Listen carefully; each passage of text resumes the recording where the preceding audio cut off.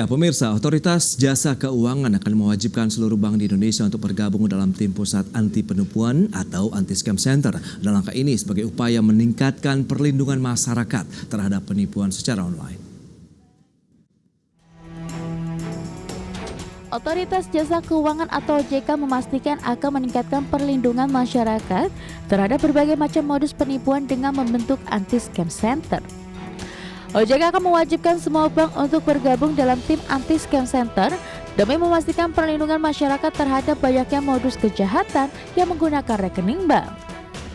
Kepala Eksekutif Pengawas Perilaku Pelaku Usaha Jasa Keuangan, Edukasi dan Perlindungan Konsumen (OJK), Friderika Widiasari Dewi menjelaskan inisiatif pembentukan tim khusus tersebut muncul setelah melihat maraknya kasus-kasus penipuan secara daring yang terjadi kepada masyarakat. Untuk itu diperlukan solusi aktif dari semua pemangku kepentingan, khususnya perbankan sebagai institusi penyimpanan dana transaksi keuangan, sehingga dapat secara cepat menindak aksi kejahatan dengan melakukan penelusuran dan blokir rekening yang diduga digunakan untuk kegiatan kejahatan tersebut. Kita akan membentuk yang disebut anti-scam center, di mana ini kerjasama dengan berbagai pihak dan juga dengan sektor perbankan, sehingga bisa menengarai rekening-rekening yang banyak digunakan untuk penipuan-penipuan ini, dan harapannya kerugian masyarakat bisa dicegah atau paling tidak dikurangi lah. Karena sekarang Bu ini kalau misalnya orang kena fraud and scam, tiba-tiba uangnya sudah keluar, misalnya Mbak Salma nanya di banknya, oh sudah keluar di bank ini, kadang nggak cuma di sektor perbankan tetapi sudah masuk ke sistem pembayaran, terus kemudian masuk ke marketplace, sudah nggak bisa dikejar. OJK menambahkan dalam beberapa tahun terakhir tercatat angka kehilangan dana di masyarakat akibat fraud atau scam sangat besar. Sehingga nantinya anti-scam center diharapkan mampu mendeteksi berbagai rekening bank yang disalahgunakan dalam kegiatan ilegal, baik sebagai rekening penampungan maupun penerima manfaat terakhir. Dari Jakarta, Raharjo Patmo, IDX Channel. Ya, pemirsa, untuk membahas tema menarik kita selanjutnya, OJK wajibkan bank masuk dalam anti-scam center. Kita sudah tersambung melalui Zoom bersama dengan Bapak Hudianto. Beliau adalah analis eksekutif senior Departemen Pelindungan Konsumen Otoritas Jasa Keuangan. Halo, selamat pagi Pak Hudianto. Selamat pagi Pak Mas Setio, para pemirsa sekalian, selamat pagi. Salam sehat Pak. Alhamdulillah, semoga sehat semuanya juga. Baik, terima kasih atas waktu yang disempatkan. Langsung saja kita akan update terkait dengan kondisi dari upaya-upaya pelindungan yang sudah dilakukan OJK nih untuk konsumen, khususnya di sektor jasa keuangan hingga saat ini. Silakan Pak. Baik, para pemirsa sekalian, Pak Setio, jadi OJK tentunya setelah melakukan upaya yang lain seperti edukasi gitu ya, upaya preventif lainnya, kita tambahkan nih ada satu upaya baru nih Mas Prasetyo, yaitu namanya anti-scam center nih ya. Yeah. Jadi anti-scam center ini sebenarnya inisiatif dari OJK yang dalam hal ini sebagai sekretariat Satgas Pasti, Satgas Pemberantasan Aktivitas Keuangan Legal, kita mengajak semua ke-15 anggota lainnya. Dan kita ajak juga pelaku industri, apakah itu perbankan dan penyedia sistem pembayaran. Yuk kita berkolaborasi, yuk kita melawan para penipu-penipu yang selama ini melakukan upayanya, dan aksinya melalui transaksi keuangan. Nah, ini nggak bisa didiamkan Pak Mas Prasetyo dan Bapak Penisa semuanya, bahwa kita harus melakukan sesuatu nih. Kita harus berkolaborasi dan kita harus bareng-bareng. Tanpa itu kita tidak bisa melakukannya. Jadi ada bahasa gitu ya, fight team scam is community effort. Semuanya kita ajak.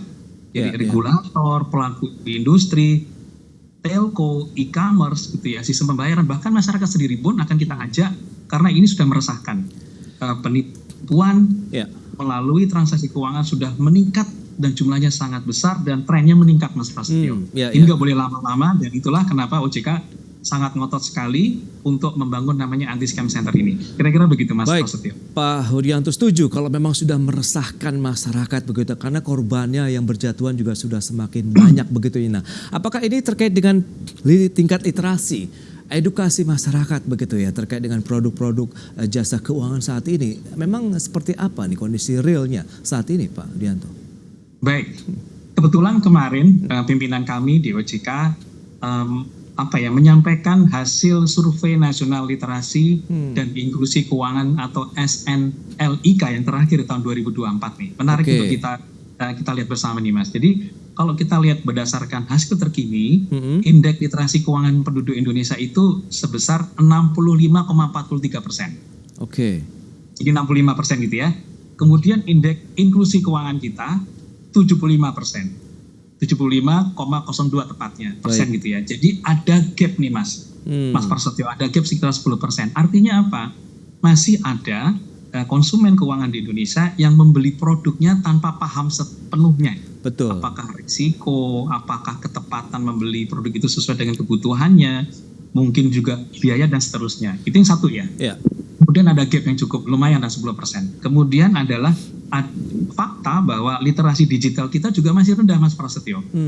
Baik. Literasi Itu dia. digital itu sangat kritikal karena apa? Hampir semua produk keuangan kita sekarang ditawarkan, dijual melalui digital juga kan? Yes. Jadi pemahaman yang belum optimal, ditambah perilaku digitalnya juga belum oke. Kedua, minimal membuat masyarakat masih terpapar risiko salah beli gitu ya, beli sesuatu yang tidak dibutuhkan atau bahkan menjadi korban penipuan. Nah ini yang relevansinya dengan ASC tadi, Anti Scam Center. Jadi penduduk Indonesia menurut hemat kami masih terpapar cukup tinggi risiko untuk dilakukannya atau menjadi korban penipuan transaksi keuangan. Kira-kira Itu gitu dia. Mas. Literasinya 60,43%, kemudian inklusinya 75,02%. Karena kita tahu memang inklusi dan penyebaran dari produk-produk jasa keuangan melalui online seperti yang disampaikan begitu tadi memang cukup masif begitu ya Pak Hudianto belakangan ini. Lantas bagaimana dengan pemahaman masyarakat? Nah kalau memang tadi literasi, inklusi, kemudian literasi digitalnya juga memang masih banyak PR yang harus dituntaskan. Lantas bagaimana dengan jenis-jenis kejahatan sektor jasa keuangan saat ini begitu yang apakah sudah ada ranah untuk kita menyebarluaskan informasi ini atau tingkat pemahaman yang juga belum merata Pak Hudianto? Baik. Nah, karena kondisi tadi yang Mas terakhir sampaikan memang belum merata gitu ya. Literasi yang belum merata, ada gap yang cukup tinggi. Literasi digital kita masih menjadi tantangan kita bersama. Untuk itulah kenapa kami berdasarkan Undang-Undang P2SK, OJK selaku Sekretariat Satgas Pasti ini menguatkan keberadaan dan upaya dari Satgas Pemberantasan Aktivitas Keuangan Ilegal atau kita sebut sebagai Satgas Pasti tadi Mas. Jadi Satgas Pasti itu memang upayanya adalah untuk melawan nih, menangkap, memblokir, melakukan sesuatu, mengedukasi masyarakat terkait produk-produk keuangan yang sifatnya adalah ilegal. Nah ini nanti ada irisan dengan apa yang kita lakukan di Anti Scam Center nanti, gitu ya. Jadi yang legal, yang berizin, tentunya OJK melakukan pengawasan, melakukan penindakan. Tapi yang ilegal kita kuatkan Satgas Pemberantasan Aktivitas Keuangan Ilegal ini.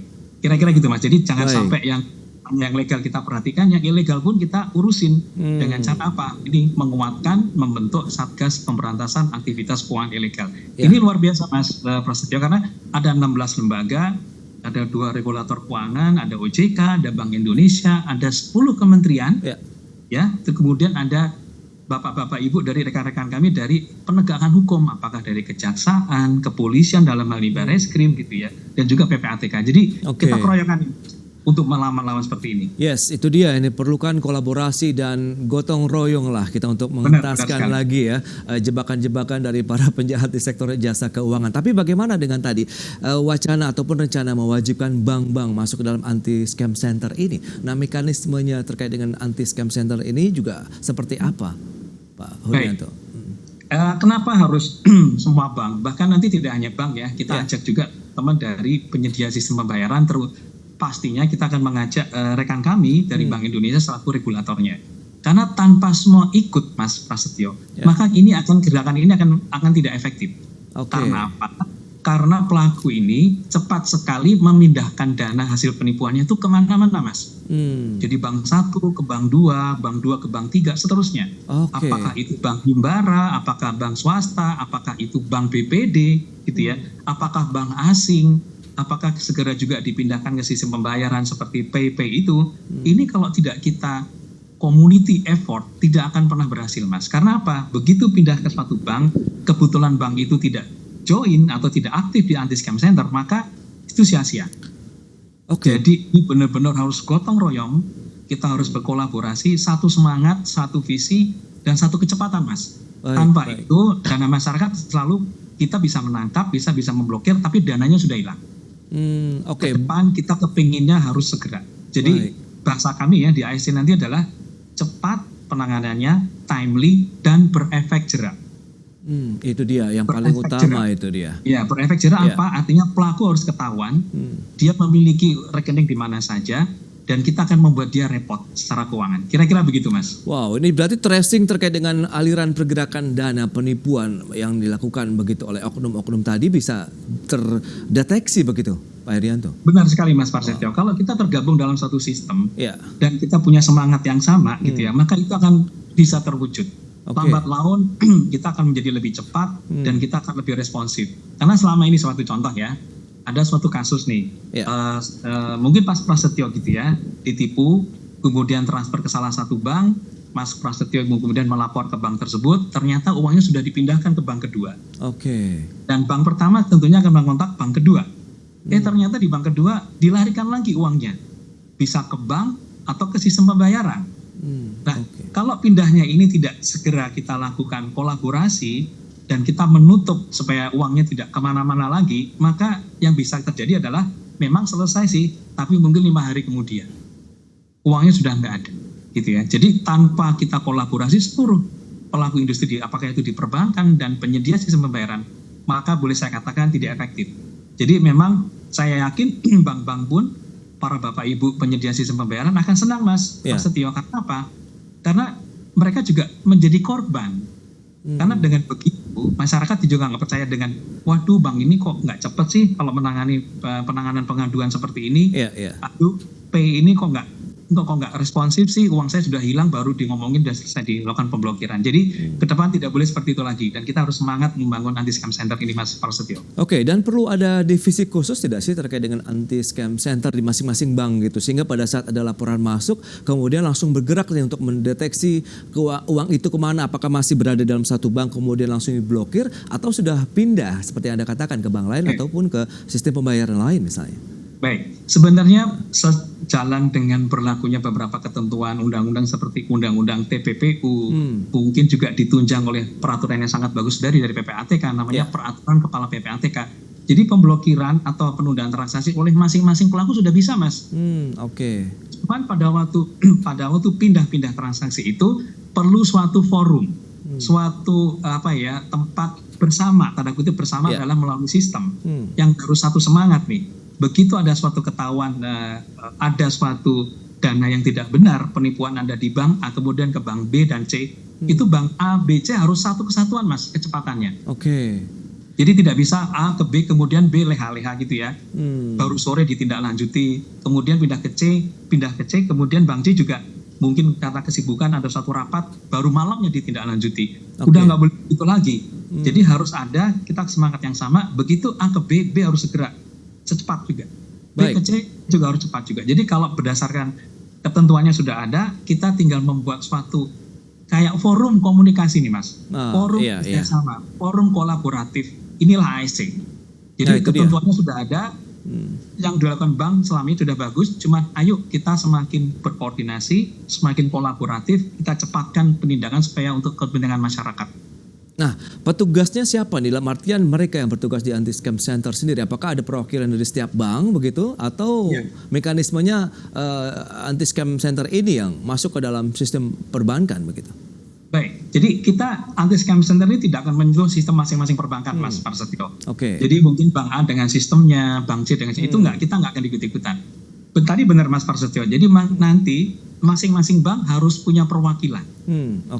Harus bisa dikontak setiap waktu, harus ada perwakilan yang nantinya pada waktu ada suatu kasus mereka siap sedia untuk melakukan rangkaian tindakan A ke B, B ke C dan seterusnya gitu ya, supaya kita menjaga dana masyarakat yang sudah menjadi istilahnya sudah diambil oleh penipu. Kita harus kerjasama secepat mungkin. Nah, kerjasamanya dalam bentuk apa? Nanti ada dua hal nih, Mas Prasetyo. Ada satu namanya bergabung secara online, karena jumlah bank kita cukup besar, 120 lebih, dan itu tidak mungkin dalam satu tempat. Namun untuk bank-bank besar, bank-bank tertentu, sistem pembayaran tertentu, ada yang namanya strategi kolokasi, Mas. Jadi kita akan kumpulkan sekitar 30 pelaku bank, yang mana mungkin karena mereka sering digunakan oleh penipu, kita kumpulkan dalam suatu ruangan, sehingga dalam satu ruangan itu cepat sekali koordinasinya. Seperti saya di sebelahnya Mas Prasetyo. Oke. Saya dari Bank A, lari ke Bank B. Saya tinggal ngomong ke Mas Prasetyo kan, tolong Bank B ada transfer penipu ke Bank B, tolong dilakukan analisa, verifikasi, kemudian penundaan transaksi. Dan ini sudah dilakukan oleh negara-negara lain, Mas Prasetyo, terutama Singapura. Nah, anti-scam Singapura itu menjadi salah satu acuan kami dalam mengembangkan strategi ini, anti-scam yang ada di Indonesia, karena memang terbukti ternyata di tengah sistem jaringan yang luar biasa di Singapura, mereka masih memerlukan yang namanya kolokasi, duduk dalam suatu ruangan bersama. Kecepatan itulah yang akan kita tiru, Mas. Semoga doakan saja. Mungkin di bulan Agustus ini akan kita uji coba. Jika sudah baik, kita akan semakin membaik di masa-masa depan karena kita seperti konsep rumah tumbuh. Baik, menarik ini dia. Bulan Agustus kita akan lihat sejauh mana persiapannya. Kita bahas nanti di segmen berikutnya, Pak Hudianto. Kita akan jeda dulu ya seperti ini. Apakah memang akhirnya menjadi kado istimewa juga nih buat HUT kemerdekaan dengan sistem perlindungan konsumen perbankan Indonesia. Dan pemirsa, kami akan segera kembali sesaat lagi.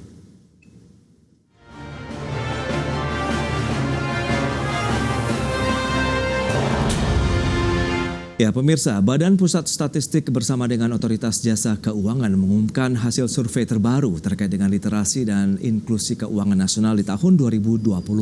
Hasil survei menunjukkan bahwa indeks literasi keuangan masyarakat mencapai 65,43%, sedangkan indeks inklusi keuangan mencapai 75,02%.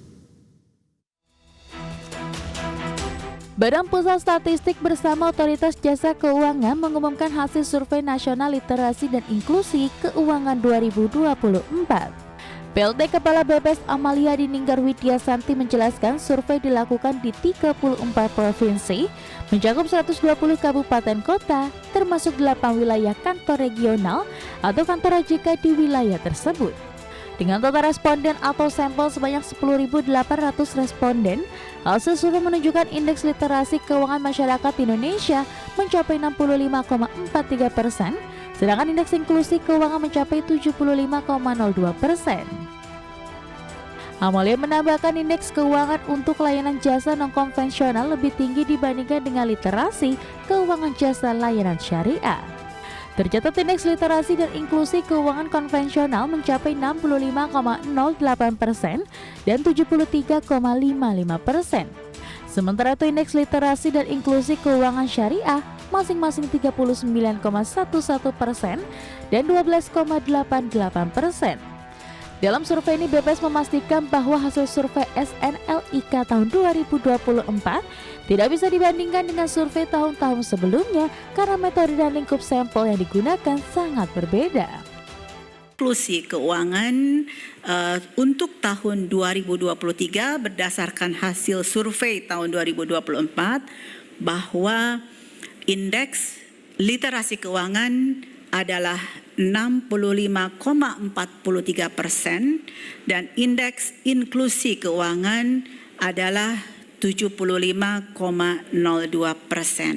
Jadi 65,43% dari populasi Indonesia memenuhi kriteria well literate. SNLIK 2024 dirancang dengan menggunakan metodologi Stratified Multistage Cluster Sampling atau berbeda dengan survei literasi keuangan OJK tahun-tahun sebelumnya yang menggunakan metode Purpose Shift Sampling. Dengan metode Stratified Multistage Cluster Sampling, BPS memastikan dapat lebih mencerminkan kondisi populasi yang sesungguhnya dan lebih mewakili profil populasi masyarakat Indonesia. Dari Jakarta, Raharjo Patmo, IDEX Channel.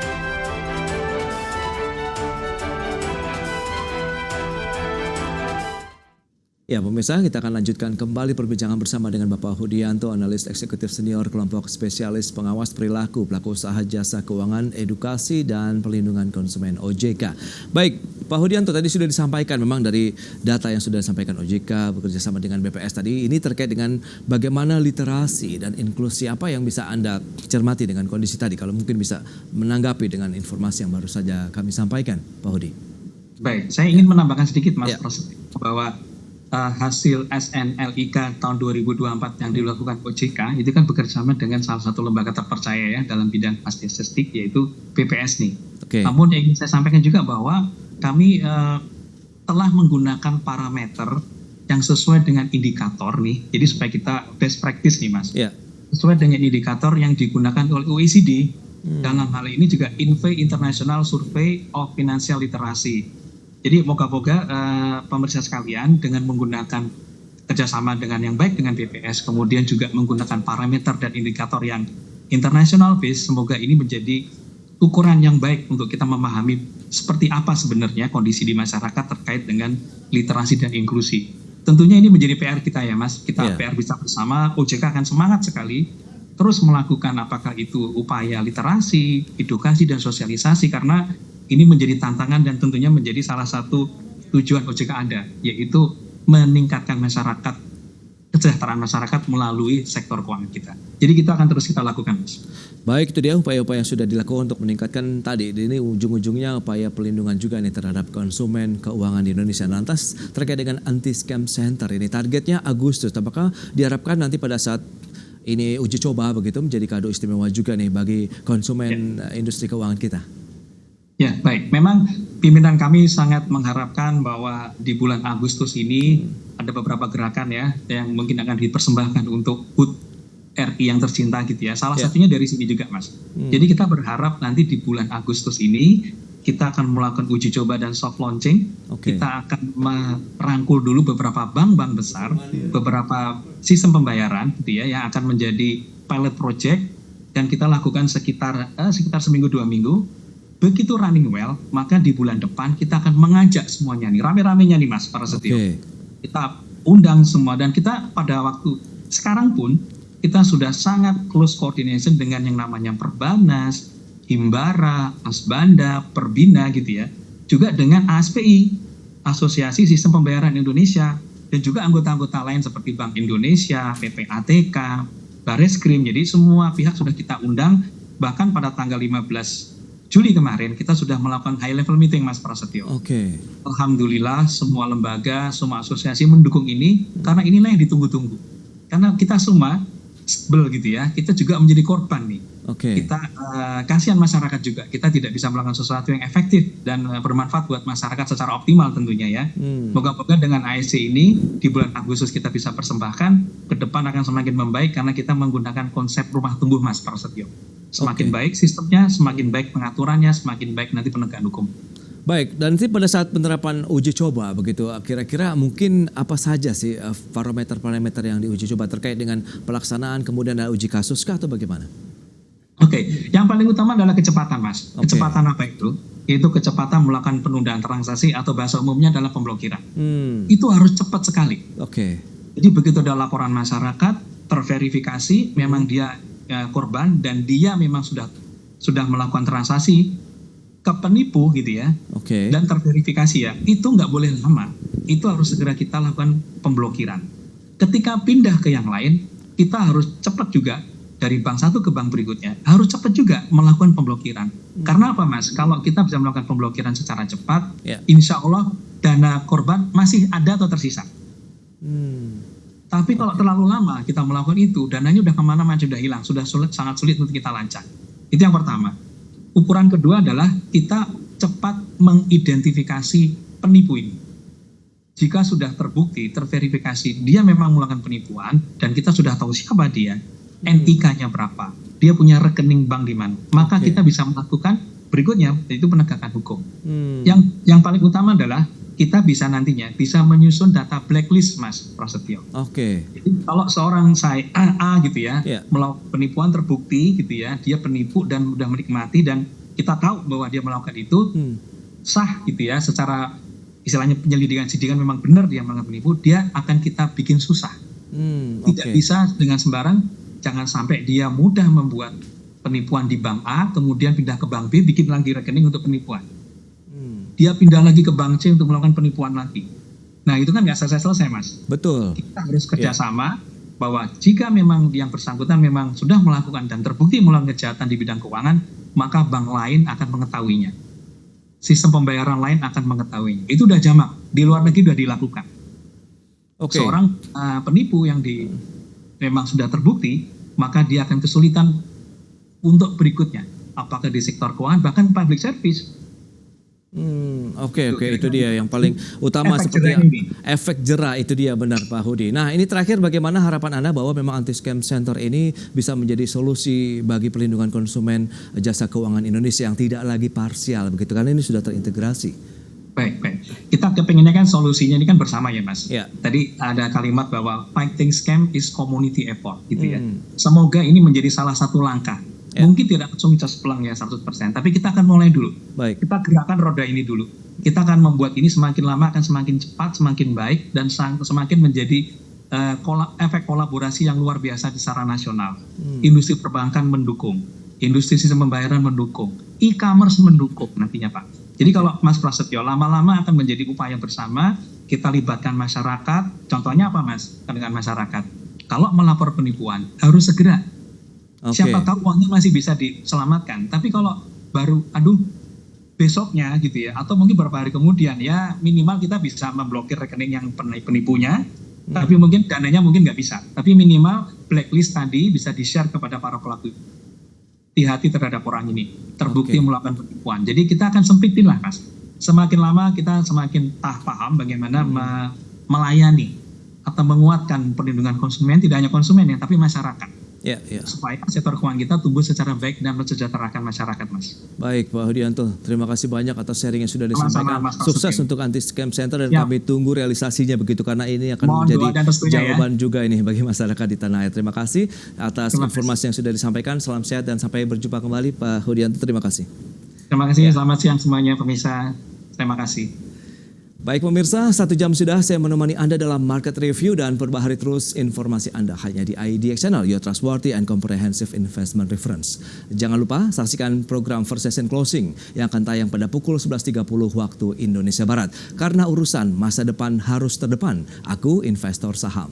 Ya saya, Prasetyo Wibowo, pamit undur diri. Terima kasih dan sampai jumpa.